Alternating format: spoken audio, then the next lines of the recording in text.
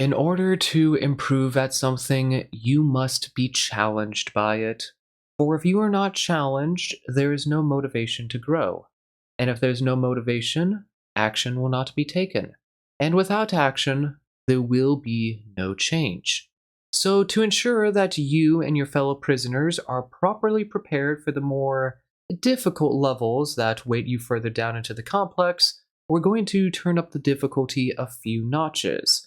After all, things have been far too easy for you up to this point, so it's time to inspire some change.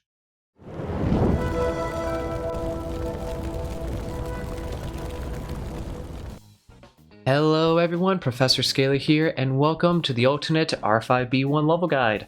As always, we're starting off with your loadout, and this time around, I recommend you bring with you a bio tracker, a mine deployer, and 2 sniper sentries. And the reason for the bio tracker is this level loves to throw fog, infectious fog, and pitch black darkness in your face pretty often, especially if you're going for those optional objectives.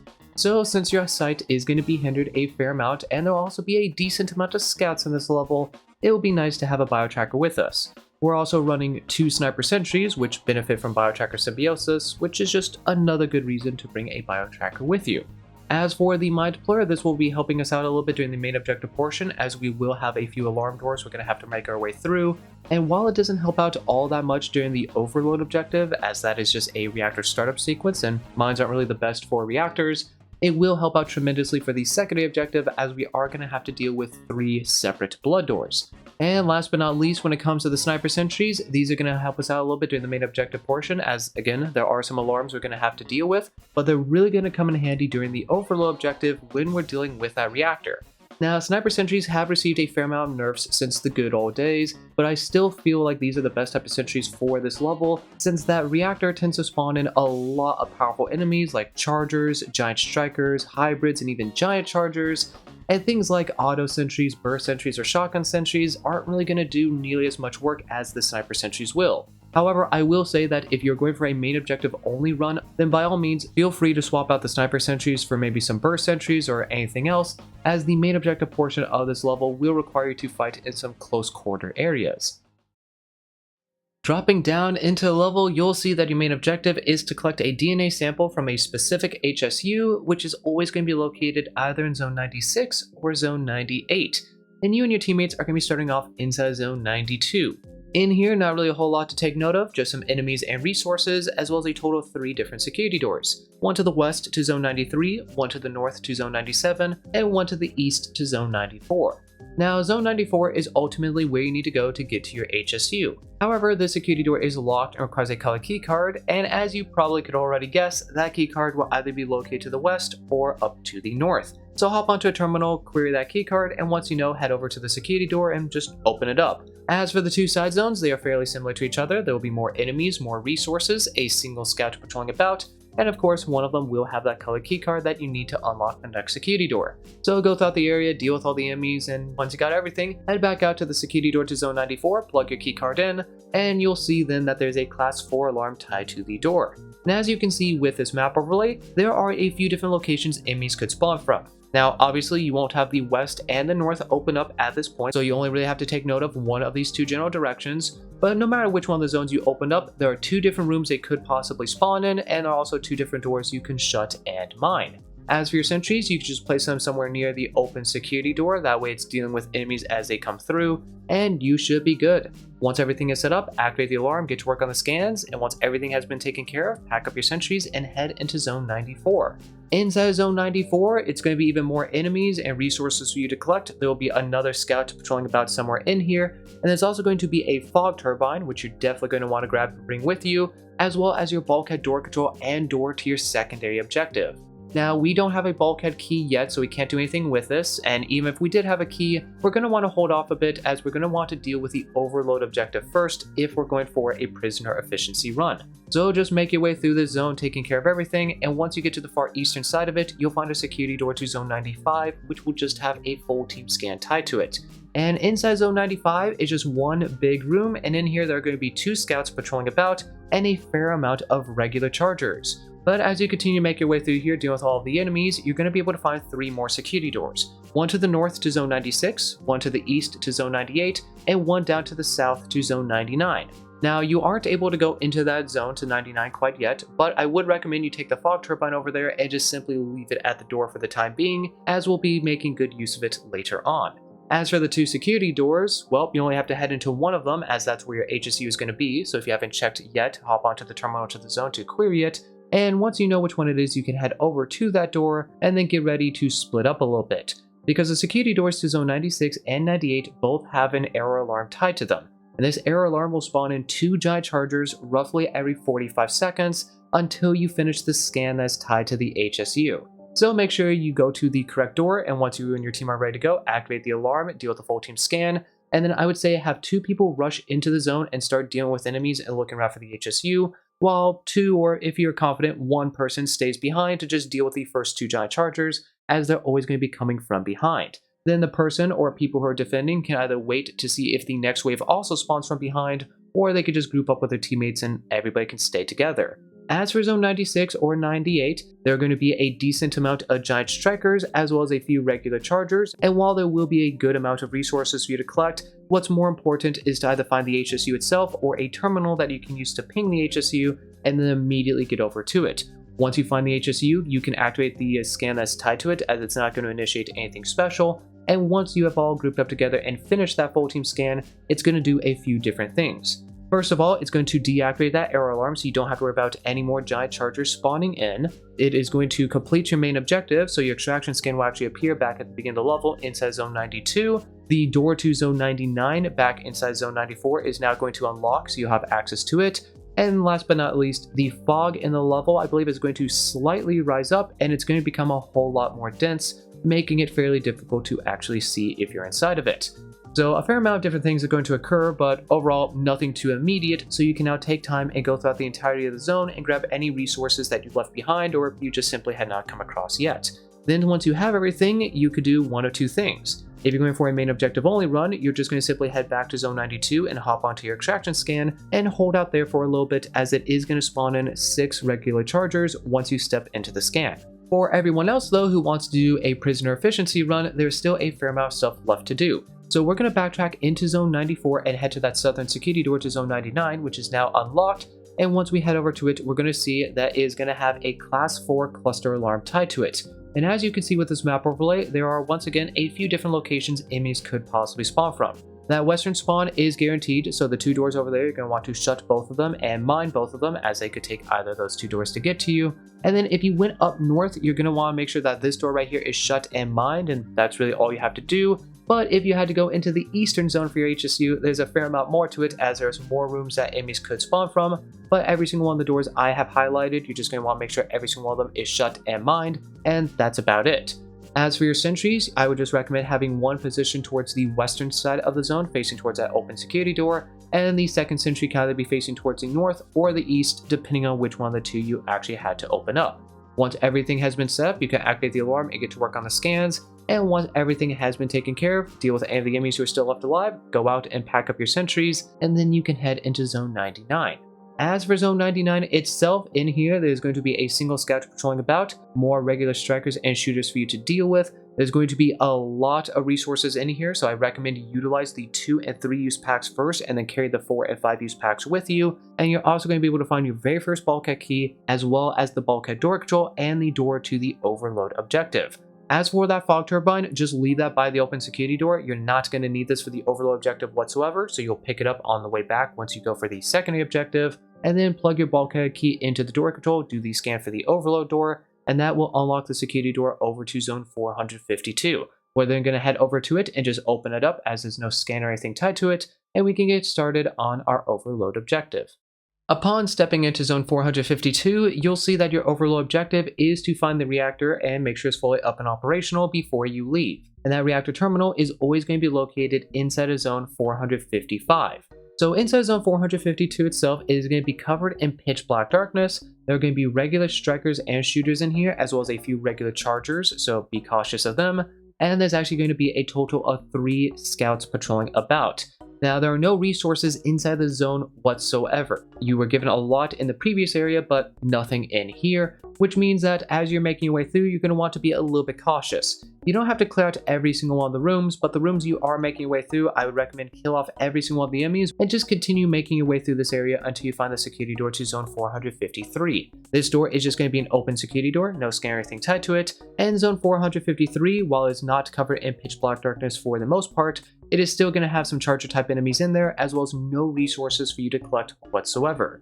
This zone is fairly small though, and at the back end of it, you'll be able to find a security door to zone 454. This security door, just like the previous one, is an open security door, no scanner or anything tied to it, and inside zone 454 is going to be that long bridge type room you typically see right before a reactor terminal, and in here there's going to be 2 giant chargers as well as a charger scout patrolling about. Which if you happen to have a C-foam grenade or any C-foam products, you could pretty easily deal with the Charger Scout.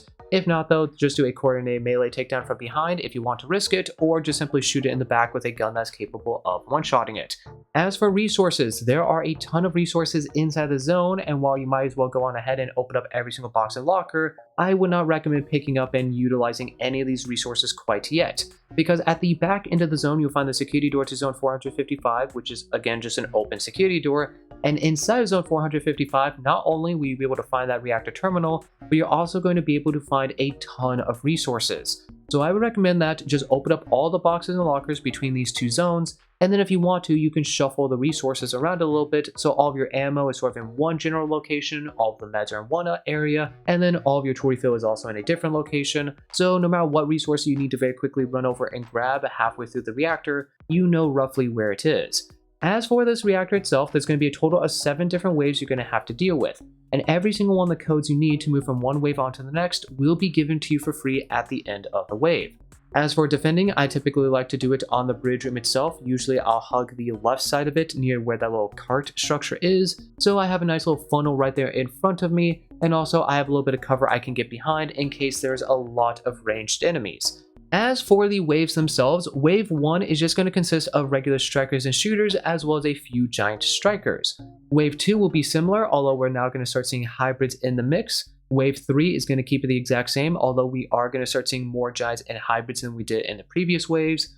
Wave 4 is going to spice things up quite a bit by throwing some chargers and even some giant chargers into the waves, so be very cautious of them. Wave 5 is going to be a little bit weird as the giant charges are going to vanish, but everything else is going to stay. But then in Wave 6, those giant charges are going to be coming back and in quite large numbers as well, so be very, very cautious of them during this wave. And then last but not least, Wave 7, we're not going to have to deal with giant strikers anymore, but we still will have to deal with everything else, and there's going to be a lot of chargers and giant chargers in this wave. As for the 7th and final wave, there's actually a door to the far west of you that you're able to shut, mine, and C-foam, so I would recommend that right before you initiate that 7th wave, have somebody go over, shut the door, place 3 or maybe even 4 mines on it so even the giants are killed off by them, and then if you have a C-foam grenade, go on ahead and use it on that door, so a decent portion of the initial enemies that spawn in from the 7th wave are just immediately blown up. Other than that though, there's really not a whole lot to this reactor. It's just holding out and being able to grab resources in between waves and resupplying and making sure nobody really goes down halfway through a wave, and just holding off the large numbers of giants and giant chargers that you'll have to deal with in some of the last few waves. But if you've got anything like sniper rifles or hell rifles or hell guns, you really shouldn't have too much issue with this. Now, once you put the 7th and final reactor code in, it is going to complete the reactor sequence, so your overall objective has been completed, but there are 2 other things that are going to happen because of this. The first one is that all the fog in the level is going to become infectious, and I believe it will rise up a little bit more even so. Thankfully though, that fog is not going to rise up to the point where it will be an issue getting back from the overload sector, which is why I told you to not bring the fog turbine with you. The second thing that's going to occur though is the security door to zone 456, which is located a little bit further back in the overload sector. That door is now going to unlock and you'll be able to head into there, which is important because inside of zone 456, there's going to be 2 scouts patrolling about, a single one-use medipack and no other resources, and your second bulkhead key, which you're going to need in order to get into the secondary sector. So once you've taken care of the reactor sequence, grab any nearby resources and resupply best you can and take anything you couldn't use with you back to the beginning of the level, and then just backtrack to that security door to 456, open it up as there's no scanner or anything tied to it, head inside, get the bulkhead key, and then you can make your way back to the security door to zone 99 from earlier. As you make your way back, you can pick up that fog turbine so you can safely get through the infectious fog, and then just backtrack a little bit more to the secondary bulkhead door control, plug your key into it, and that will unlock the security door to zone 223. We then just simply have to head over to it and open it up, and we can get started on our secondary objective. And upon entering into zone 223, you'll see that your secondary objective is to distribute power cell into 3 specific generators. And those 3 generators will always be located inside zone 224, 225, and 226. As for those 3 power cells, those are going to be located inside zone 223 with you. Now, this is a very long zone filled with multiple different rooms, and basically every single room will be filled with infectious fog, and there will be sleeping chargers here and there. Thankfully though, the terminal of the zone is actually in the very first room with you. So once you go into here, just go to the left of you and hop onto that terminal and ping all 3 power cells so you know exactly which rooms they are in. Then you could just simply remember which rooms they are, or maybe write them down in chat, and then after that you just have to simply make your way through the zone. You should have plenty of resources after that reactor, so if you want to, you can either sneak your way through every single one of the rooms, or you could just simply shoot it up. It's completely up to you and your team. Just make sure you're a little bit cautious of the rooms that have a fair amount of regular chargers in them, and you're just going to make your way through room by room, keeping out for resources and those power cells, and just making your way further into the zone until you come across the blood doors to each of the side zones. All 3 of those security doors, like I mentioned earlier, will be blood doors, and those blood doors are going to be spawning in nothing but regular charger type enemies. However, the zones they are connected to are a little bit more dangerous, because zone 224, 225, and 226 will be filled with nothing but chargers, giant chargers, and 1 regular scout each. And those scouts, or at least a lot of those giant chargers, are on the other side of the blood doors. Well, things can get a little bit iffy. So I would recommend that whenever you come across a blood door, place 2 mines on it, and then when you're about to open it up, fall back to a nearby door or room divider you can get beyond, so if you have to shoot any leftover enemies, there's a very reduced or practically no chance of you waking up any of the other enemies that might be inside the first room of that zone. Then once everything is dead from the blood door, you just simply head in with 1 of the power cells and make your way back to the far end of the zone, as the generator for all 3 of these zones are basically located in the far back room. As for all the enemies along the way, you could just simply melee them or shoot your way through if you want, or maybe just simply sneak. It's completely up to your team once again. As I said though, you should have plenty of resources, so if you want to go guns crazy, you are able to do that. Just be very cautious that you don't get overwhelmed by chargers and giant chargers and lose right here at the end of the level. And once you plug the 3rd power cell into the last generator, your secondary objective is completed. And there's no special event that occurs from doing this, no extraction alarm or change in the fog or anything like that. So once you have finished your secondary objective, you just have to simply backtrack your way all the way out of the secondary sector, and then just make your way back into zone 92. Then head over to the extraction scan and step in, and like I mentioned earlier, you will have to deal with 6 regular chargers, but this really shouldn't be a big deal whatsoever. So deal with the chargers and then hold out a little bit until that scan gets to 100%, and once it does, you have completed alternate R5B1.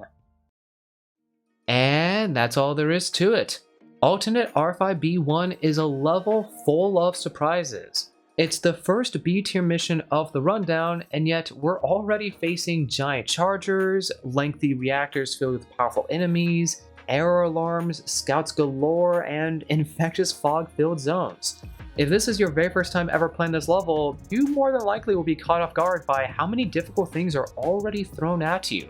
It's just a lot of challenging hurdles all packed together into one not so tiny level. But once again, that's just simply Rundown 5 for you. As always though, thank you for watching this video all the way to the very end. I do hope that I was able to provide you with some assistance in beating this level. If you have any tips or tricks for this level that you want to share, any questions for me, or you just have something in general that you would like to say, please do let me know down in the comments. Hit that like button if you enjoyed the video, subscribe to the channel if you want to see more from me, and if you want to join my lovely community, there's a link to my Discord down in the description, as well as some other links you might be interested in. Among those links being one to the official GTFO merch store, which, as always, I highly recommend you check out if you're a fellow GTFO enthusiast and you're looking to pick up some sweet merch. Until next time, don't forget that 10 Chambers will be showcasing the alternate Rundown 6 trailer tomorrow, August 23rd, so keep an eye out for that. And hopefully, I'll see all you wonderful people in the next video.